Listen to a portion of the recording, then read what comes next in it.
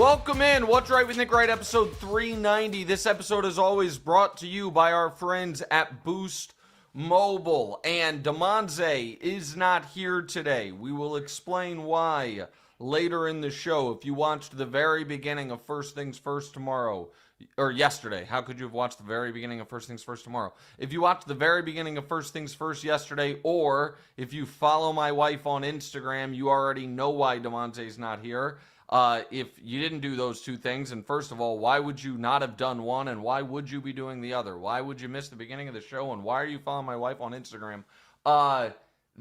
You already know if you got it through those sources or those avenues, but if not, we will discuss it later in the show. However, we have a ton to get to. We have a very tight clock today because I sadly misread my calendar and double booked myself this Tuesday. I booked myself for something that I thought was tomorrow, but it is for today. And we have breaking news. Nico Harrison's been fired. More on that in a second, but first, straight to voicemail, brought to you by Boost Mobile. LeBron's going to practice with the South Bay Lakers this week. Gronk is going to retire as a Patriot. And Joe Burrow returns to practice. The guy loves football. Good for him. Will it matter? I don't think so. We will discuss that in a bit. Reminder to everyone to like, rate, subscribe, review to the pod.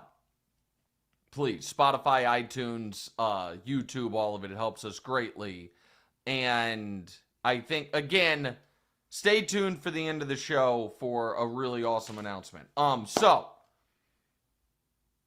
Tim McMahon, who is as plugged into the Mavs as anyone with respect to Mark Stein, telegraphed this a bit yesterday on the Great Hoop Collective podcast with he and Wendy and my pal Tim Bontemps, talking that Nico Harrison could be fired. And Nico Harrison, now, I don't want to incorrectly report this, as we record live, or we broadcast live, at 10:34 a.m. Eastern. Nico Harrison has not yet been fired. In a truly mortifying end to a truly indefensible 9-month reign of terror, Nico Harrison has a meeting with Mavs ownership in 25 minutes where he will be fired. I gotta tell you, I'm not sure I'd show up to that meeting. If Shams has it and the whole world knows that, you know what, guys, this can be a Zoom. So, the impacts and implications of this are far-reaching. Most notable is the following. And this might sound shocking. This might sound drastic. But I believe this to be true. Teams around the league should immediately call Dallas and ask about Anthony Davis's availability. Certainly, teams around the league that would be interested, and this probably is going to have to be something far later once you see him, if he returns pre-trade deadline, should ask about Kyrie Irving. And that is because the Dallas Mavericks are now in total build around Cooper Flagg, try to rebuild our draft capital. That, keep in mind, they don't have a pick or don't have their own pick in the next 4 drafts. They had gone all in around historically great superstar Luka Doncic, and then, because of ego and hubris, Luka Doncic was traded in the middle of the night in the type of move that, if there were ever cause for a fan base to file a class action lawsuit against management, this would be it. You had one of the greatest players ever at the very beginning of the prime of his career. And I said it at the time, and I will say it again. And because of nothing more than power and ego, you lit the franchise on fire. Power and ego. Everyone was searching for why Nico would have done this. And the only logical, and it's not logical, but the only reasonable explanation was he didn't like the fact that someone within the organization had more power than him, and that someone was Luka. So we got him out of there. And it will go down in the annals of sports history as one of the single greatest gaffes in a front office has ever made. That is not an overreaction. That is not an overstatement.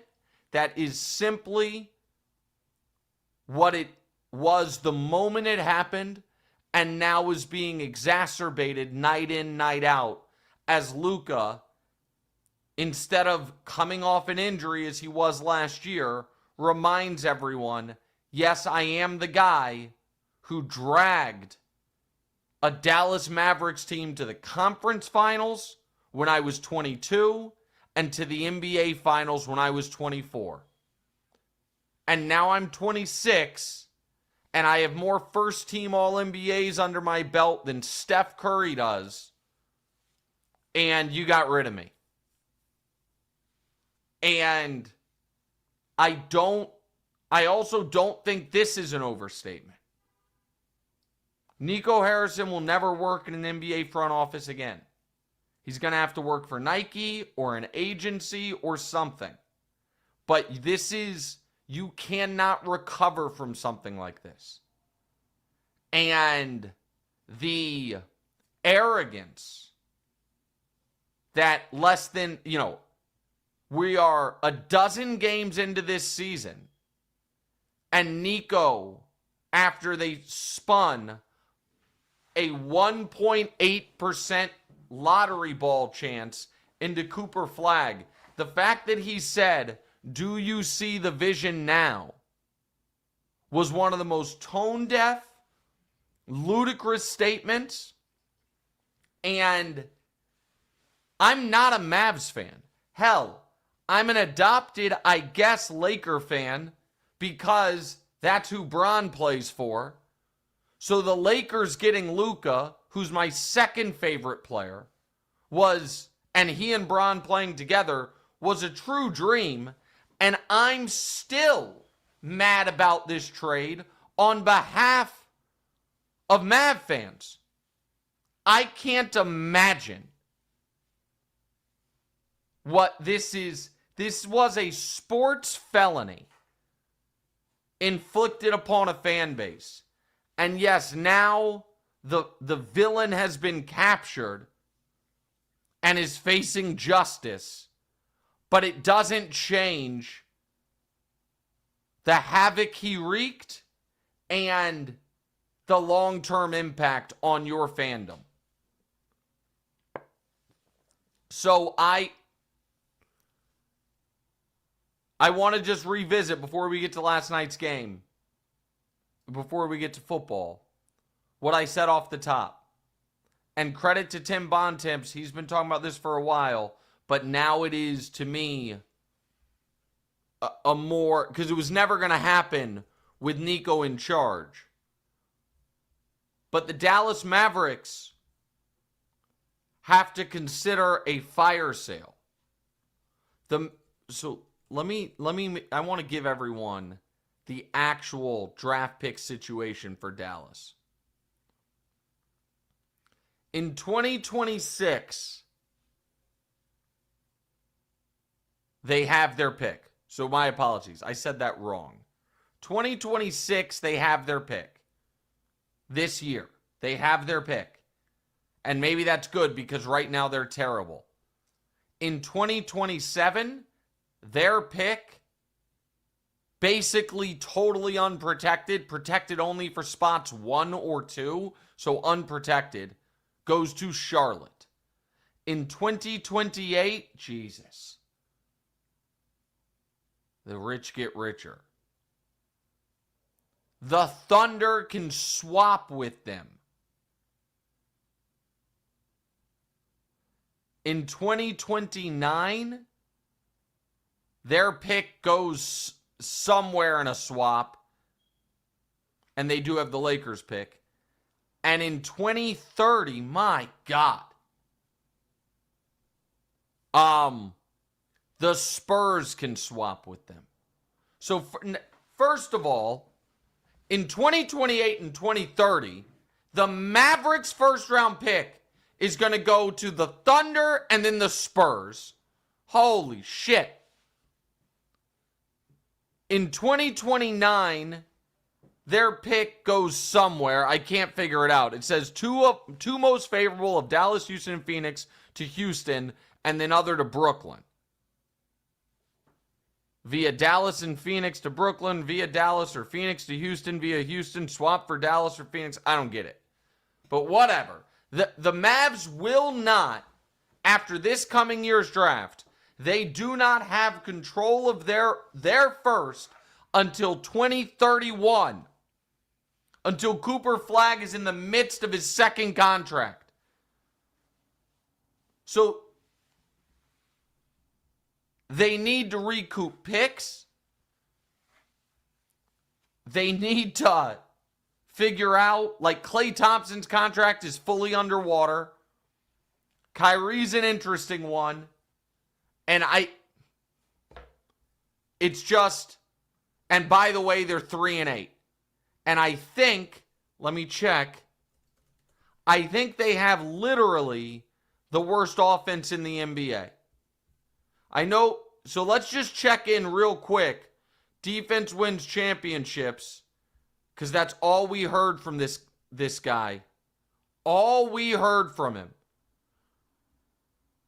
Their offense is, is it no longer dead last? Hold on. I had it. I thought they were dead last. Maybe I'm wrong. Because that says they're 14th right now.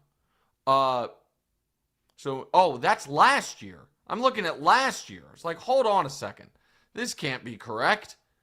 It can't be the Mavericks having the 15th offense. No chance. All right, here we go. Oh, no.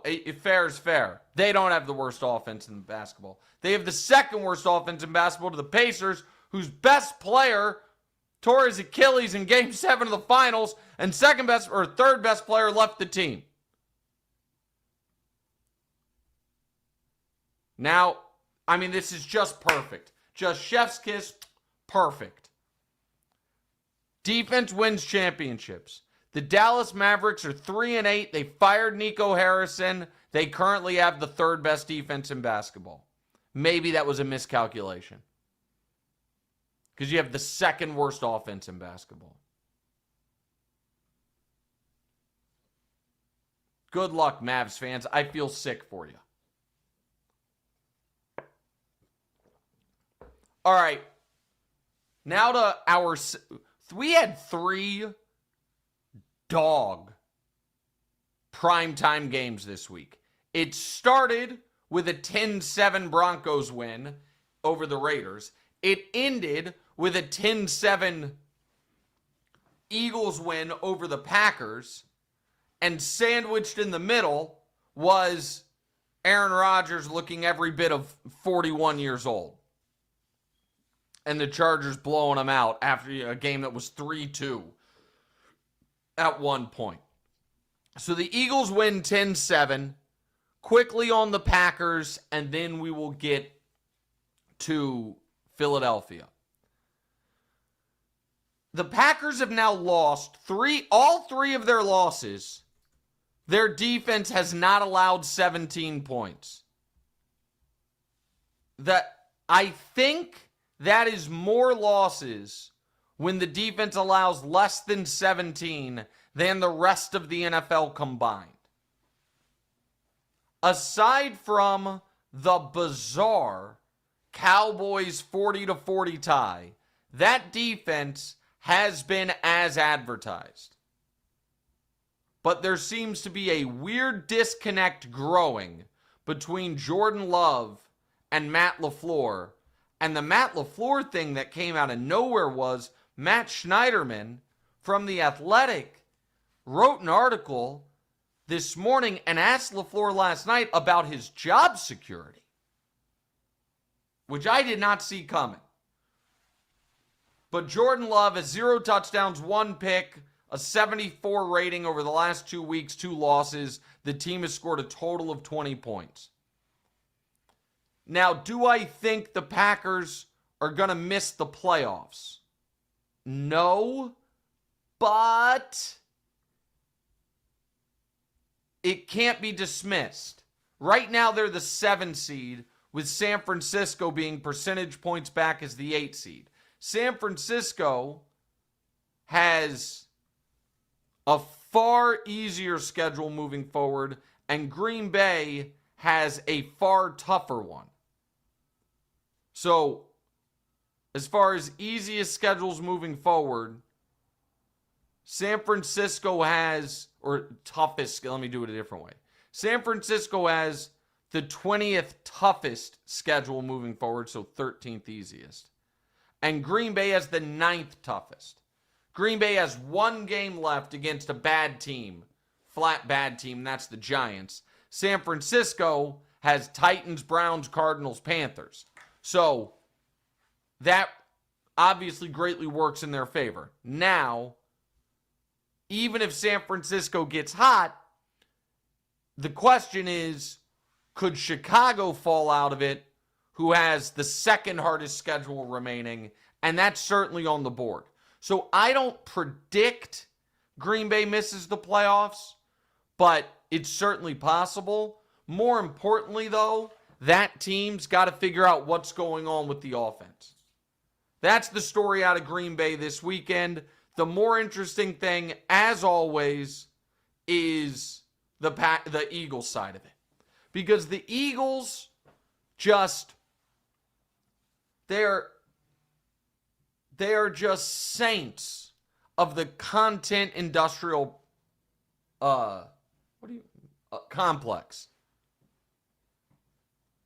They win, but they win in such bizarre fashion, and they create these firestorms that you see them lighting fires during the game that you know are going to sustain at least until next week, even while you expect them to win. So yesterday was just a horrific offensive performance where once again, after declining to trade A.J. Brown, they decided to pretend he's not on the team. That is, of course, until the very end of the game, when they have the game stone won, all they've got to do with 31 seconds left is punt the ball, and Green Bay is going to have the ball with around 25 seconds left, maybe backed up inside their own 20. Worst case scenario for Philly, on their own 20, and no timeouts. Instead, Sirianni leaves the offense out there, has them go for it, and then tries to feed A.J. Brown a feel-good highlight moment. It falls incomplete, and all of a sudden the Packers are 2 plays away from being in field goal range. Just an absolute bananas decision. Soaked in either ego or trying to placate what you know is going to be an upset A.J. Brown. Yeah, man, we didn't go to you all game, but we went to you when it counted. All this. Just craziness, right? And it gave the Packers a chance to win the game. It gave them or at least tie the game and then win it in overtime. So I know I mean, Sirianni's record is what it is, and the Eagles' defense looked awesome. And while Saquon got bottled up on the ground again, he did have the one long reception that was huge. But Philly is just such a weird team. And they simply seem allergic to drama-free wins. And I don't know what has happened to the Jalen Hurts, A.J. Brown connection, but I know it is in shambles compared to what it once was. And Sirianni's call to go for that fourth down was just as poor game management as it gets. And for folks that always freak out about the analytics boogeyman, it should be noted, every single analytical model preferred punt there. Every single one. Sirianni was going for a highlight moment that could have cost them the game. With that said, they're 7-2 after they play the Lions this coming Sunday night. They've got Cowboys, Bears, Chargers, Raiders, Commanders, Bills, Commanders. So, given that we expect the NFC North and NFC West to beat up on each other, and Tampa just lost, Philly's in really good shape to maybe be the 1 seed. They're just such a weird team. Such a weird team that wins, but in not even dramatic, just angsty fashion. So Scruff Dog says KC won the same ugly games last year. No doubt KC won close, but KC was, right or wrong, ebullient after the games. Running onto the field, celebrating. Locker room totally connected.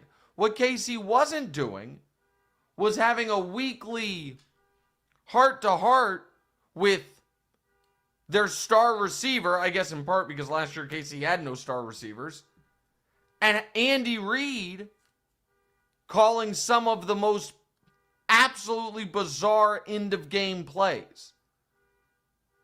So I got no problem with winning ugly, but that was weird. And by the way, and I'm not going to spend time on it because I just, at this point, I don't get why the NFL can't get this right. But once again, the Packers are in a 4th and inches. They line up for a regular football play. They false start, it gets called. The Eagles are in a 4th and inches. They line up for their stupid rugby play. They obviously on live camera, not on slow-mo replay, false start, it doesn't matter. Whatever, man. Today's show is brought to you by our new presenting sponsor, Hard Rock Bet. It's that time of year when every day feels like a big game day. You got pro football, college football, NBA, college hoops. It's all happening. And on Hard Rock Bet, there's always something to bet on. If you haven't tried your first bet on Hard Rock Bet yet, there's still time for you to get $150 in bonus bets if you win. Just place a $5 bet, and if it hits, you get not only your winnings, but $150 in extra bonus bets. And if you're not sure what to place your first bet on, check out the Hard Rock Bet Stats Hub. It's loaded with trends, streaks, and stats to help guide your picks. Numbers don't lie, and neither does the data in there. Here's some that stood out for me. Travis Kelce has gone for at least 45 receiving yards in 7 straight games against divisional opponents. His over-under is set at 43.5 this week against the Broncos. And the Seahawks have won 10 straight on the road. Unbelievable. They're underdogs in LA against the Rams this week. Check out the Stats Hub, get the edge, and bet with confidence. The Hard Rock Bet Sportsbook app is the only legal sportsbook for whenever you're in Florida, and it's also live in Arizona, Ohio, New Jersey, Indiana, Tennessee, Virginia, Illinois, and Colorado, coming soon to more states as well. Plus, Hard Rock Bet offers new promos every single day, so whenever you're listening, open the app and check out what they've got going any day of the week. Download the Hard Rock Bet app and make your first deposit today. All right. The biggest upset of the weekend, Buffalo getting blown out by Miami. And so Buffalo is still the team that I would least like to play in the postseason in the AFC if I'm Kansas City. But there are some red flags here, okay? One is this. As of a month ago, the Bills had one double-digit loss in the last 4 years. Their last 60 games, they had one loss by more than a score. And it was the blowout to Baltimore last season. And then they avenged it and beat Baltimore in the playoffs. They have 2 double-digit losses in their last month of football. 10 points to Atlanta and really getting boat raced by Miami when Miami controlled every aspect of the game. That is concerning. The fact that the Bills themselves might not think they're quite good enough, evidenced by the fact that they offered a 1 and a 3 for Jalen Waddle. That is a little concerning. The fact that Josh Allen is starting to turn the ball over again, but now it's not coming with the quick strike 60-yard touchdowns on the other side of it. That is a little concerning. So it's not the sky is falling, but it is a little,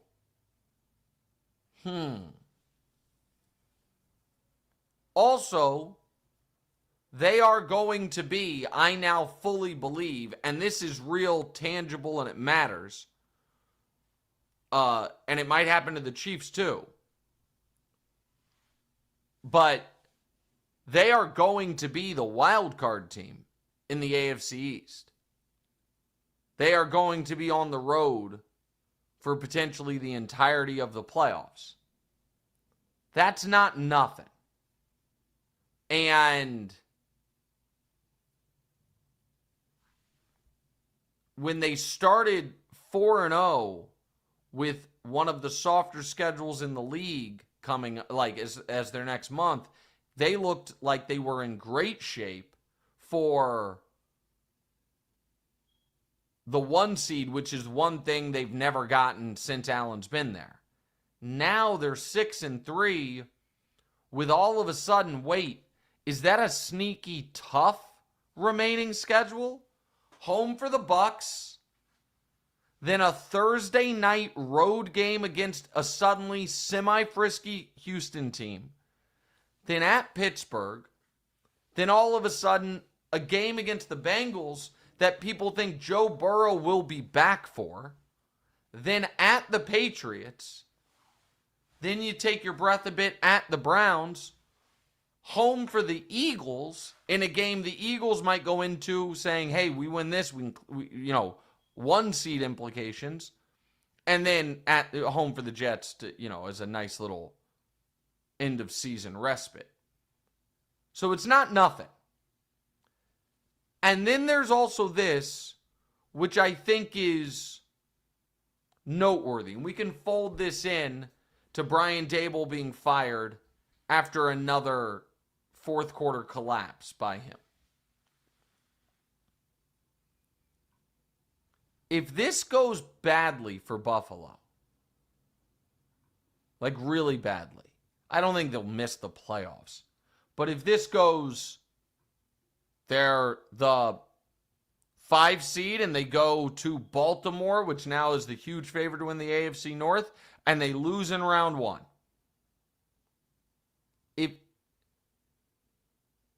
Would the Buffalo Bills consider reuniting Brian Daboll with Josh Allen, but not as a coordinator, as a head coach? It is something to think about. Again, I think Dable deserved to be fired. However, his connection with Josh Allen was great. Josh Allen has had massive influence on who the coordinators post Dable would be. It seems like there's a little angst there. Dable and McDermott, according to the great Tyler Dunn, who has a great Substack that people should subscribe to, Go Long TD, has reported that the Dable McDermott relationship was not great at the end, and had a great story a couple years ago about whether or not they kept the wrong coach and letting Dable leave and keeping McDermott. Would they consider bringing Dable back and reuniting him with Josh Allen as the head coach? I'm sure I shouldn't say I'm sure. I would think they'd love him as the coordinator, but I don't know what that relationship with McDermott is. Just something to consider. Now, as far as the comebacks this weekend, the Jags just invent ways to lose. Some of it's on Trevor. He was not good in that game, but the comeback was more on the defense. It was a miracle with how poorly Trevor had played that they were up 29-10, and then they just invented a way to lose. Just a horrific beat for me in picks and the whole nine. And credit to Caleb for a second straight weekend with clutch drives in the fourth quarter to really flip the narrative on him and their season. And I don't think the Bears are that good, but they dominated Cincinnati, then collapsed and then stole it back. They got dominated by the Giants and then stole it. And now all of a sudden, they're in Minnesota, a team that they dominated for 3 quarters in week 1 and then gave the game away, with a chance to get to 7-3. And yeah, I mean, they're a field goal underdog. And so, and I'll say one other thing about the Bears. All of a sudden, those 2 Packer games late in the year don't seem quite as ominous, and they are huge games. Just absolutely huge games. Because those teams are now, I guess they're both still in the thick of the NFC North race, and while also being in the thick of, wait, could we miss the playoffs? The producers are asking me, worst mistake, selling my Caleb stock too soon or holding on to my Trevor stock. Well, listen, I didn't sell my Caleb stock. I diversified my portfolio a bit, but I still have some of it. The Trevor stock might be going to zero, boys. Now, on the bright side, in 2 years, when Trevor Lawrence is the starting quarterback for Kyle Shanahan's San Francisco 49ers and looks like the league MVP, I'll get to have Colin's Sam Darnold moment that he's having right now. We'll get to Darnold in a moment. But first, as the holidays approach, get what you need to personalize your home with Wayfair.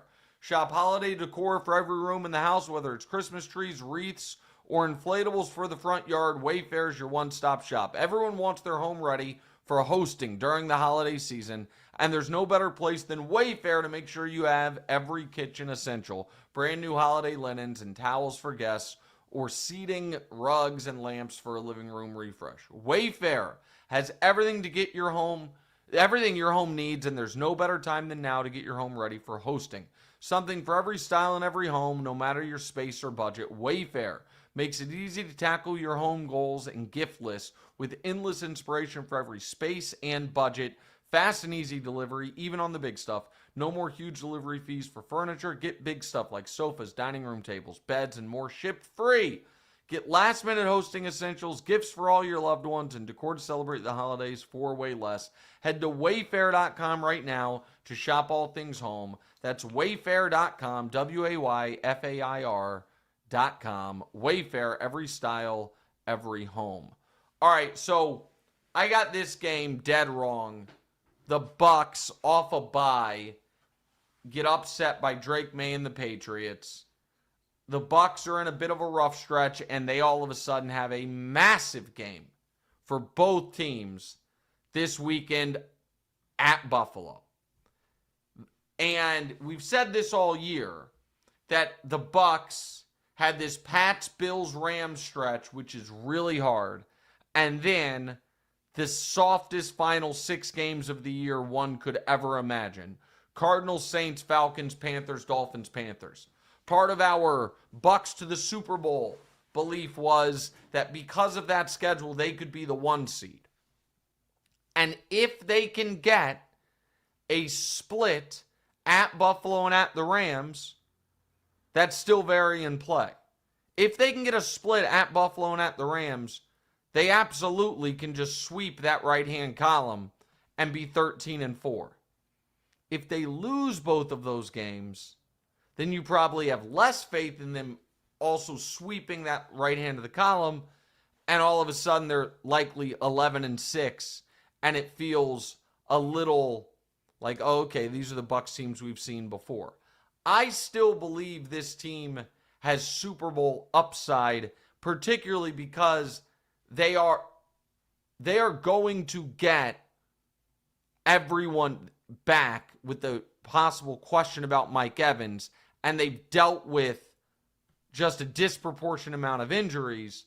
But that was a game they were up early and then got thoroughly outplayed by the Patriots, who, shout out, listen, man, every NFL fan out there should look at what the Patriots are doing and then ask themselves, if you're in a rebuild, why is our rebuild not gone the way the Patriots has under Vrabel? And the answer for all of them, if it's not going well, is we either have the wrong coach or the wrong quarterback.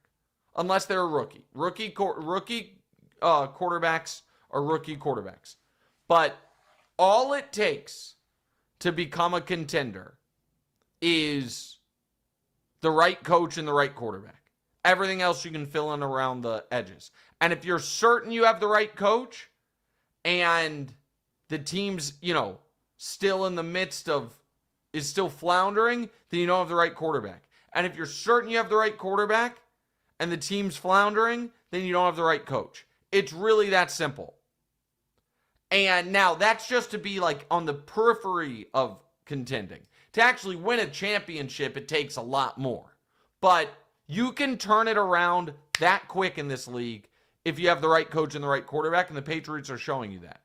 And I think Drake Maye, while Stafford to me is clearly the MVP right now, I understand the reason Drake Maye is the best MVP odds is they think he's likely to be the 1 or the 2 seed, and there's a chance, because of how good Seattle's been, that Stafford's a wild card, and that just really hurts your ability to be MVP for the quarterback of a wild card team. So that's why the odds are where they are.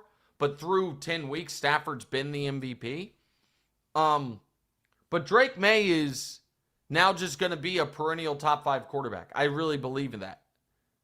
I think he's that good. He's only 23. He's big. He's strong. He's tough. He's legit. And Vrabel's game management stuff, I just like so much that he's always thinking about stuff. He did something, and it almost cost him. And maybe it's not even the right move, but it's something I, from my couch, have wanted my team to do for years, which is recognize at the end of the half, the goal is not necessarily simply score a touchdown. The goal is to,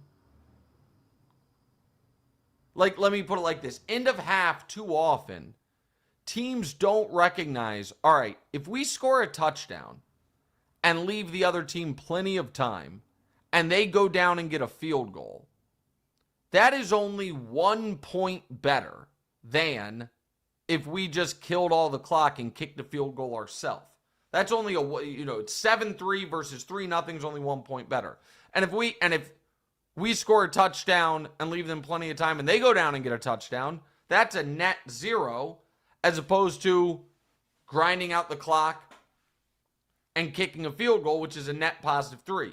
Vrabel was thinking about that, which is why when he had first and goal from the 1 and Tampa having 0 timeouts and there was a minute 40 left, he took a knee. Now, the Patriots afterwards lied about it, but that's fine. That's what he was doing. And I know some of the analytic models thinks that's a mistake. I thought it was incredibly sharp. Incredibly sharp. Where you feel like we're still going to be able to get a touchdown, so let's limit the amount of time the opposing team's going to have to come back on us. I think is super sharp. And so I know Drake May said Vita Vea blew up the play. I do not believe him. And I think the Patriots are really buttoned up. Hey guys, you ever notice how everything keeps going up? Rent's going up, streaming services are going up, even your favorite burrito spot suddenly thinks salsa should cost extra. Boost Mobile, you and your phone bill don't have to play the will this go up soon game. Why? Because Boost Mobile has unlimited talk, text, and data plan at a price that'll never go up. In fact, same price you'll pay for life. So switch now for unlimited wireless at a price that'll never go up only at Boost Mobile. After 30 gigs, customers may experience slower speeds. Customers will pay $25 per month as long as they remain active on the Boost Unlimited plan. All right, Lions beat the Commanders. The Commanders are done. Dan Campbell took over play calling. I'm not sure if I fully buy that he took over all play calling, but he did have his glasses on, play sheet in hand. This is something interesting to monitor with the Lions, as the Lions have a really important stretch coming up. I'll be totally honest. That afternoon window of the Lions blowing out the Commanders, the Seahawks blowing out Arizona, and the Rams blowing out the Niners was kind of uninspiring. I wish one of those games had been good. So I'm not going to say I was checked out, but I was watching Rams-Niners the closest. But that's a good bounce-back win for Detroit. And then the night game, Chargers-Steelers, Aaron looked old and looked like he didn't want to get hit. And all of a sudden, the Ravens are minus 280 or something to win the division. The Steelers' margin of error has evaporated. The Chargers, on the other hand, looked awesome. And credit to Justin Herbert. And I don't think I did a great job on TV on this yesterday, so I want to just clarify here.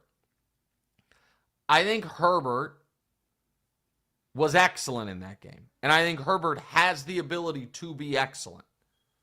The point I was trying to make on TV yesterday was, I just don't want, if he's not excellent, or if the Chargers end up collapsing, or if they're 9-8 and sneak into the playoffs and lose in round 1, I just don't want to hear how, it's like, what do you want from him? His offensive line's hurt.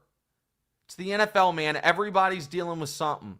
The Chargers have had bad offensive line injury luck. Luckily, they have a great defense, a great head coach, supposedly a great quarterback, and we just saw them against Pittsburgh dominate with the team they're going to have moving forward.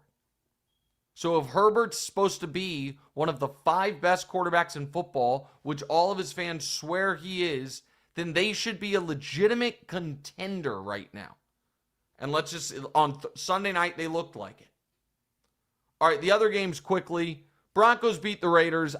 Listen, we're going to do a ton of Broncos-Chiefs stuff this weekend, and this week, I should say. The defense is awesome. Bo Nix is not good. He is not scary, and I believe he is the reason they are going to go from 8-2 to being a wild card team. Colts beat the Falcons 31-25. Jonathan Taylor is maybe one of the best running backs of his generation. The guy, for his NFL career, averages 110 yards from scrimmage per game and nearly a touchdown per game in 77 games. Just an unbelievable football player. Jets beat the Browns 27-20 thanks to a couple special teams touchdowns. Justin Fields completed 6 passes in that game. Saints beat the Panthers 17-7 in a game, I'll just be totally honest, I was not locked in on at all. Tyler Shuck, it looks like, played okay. Ravens beat the Vikings 27-19 in a game I did watch closely. Great win for the Ravens. Not a great game for the Ravens. And they just haven't looked like the Ravens yet this year. Maybe that's coming, but at this point, they just need to stack wins. And then maybe the 2 best teams in football, not much to say about them right now other than they might be the 2 best teams in football. The Seahawks annihilated the Cardinals. Second straight game, they were up 28-0 in the second quarter. And the Rams beat the Niners soundly. And now we get Seahawks-Rams this weekend. I cannot wait. More on those 2 teams in Thursday's show. And I am not going to do the very sappy... Demonte would be mad at me about this. And I kind of want to do like a long form tribute to my son. Because the news is my son, my co-host, Demonte, is not going to be here for the next few weeks. Because my son is now a dad. And his baby girl, Mila, was born Sunday morning. And I'm just so yes, I'm a grandfather now. And I'm just so over the moon happy. My wife's out there in California. And I can't describe it. And again, this should have been DeMonte's announcement to make, but we didn't really plan it that well in that he was like, I'll announce it when I come back. And then his mom, it's going to be on social media. Like what? So this is just what I want to say. DeMonte has not had the easiest go of it. And for people that know about my family, whatever, my wife was very, very young when she had DeMonte under some really tough circumstances. And he's been through a bunch. And he, like everybody, has had some successes and some failures. And, has sometimes been maybe more down on himself than I, felt was right. And his fortitude and ability to just continue striving forward and the man he's turned into in the last 5 years, from just announcing to his mom and I he's leaving the house, he needs to go figure it out on his own, and got a job in the Midwest building fences to just kind of become a grown man. And on that, from there to where now he's worked at Fox for a few years, does a great job there, is so good and so fun on this podcast, and now is starting a family of his own. It's just unbelievable. And I'm just so proud of him. And I'll talk about that more with him when he's back. But congrats to him and Maddie on the baby girl Mila. Love you all so very much. Talk to you guys Thursday. What's right?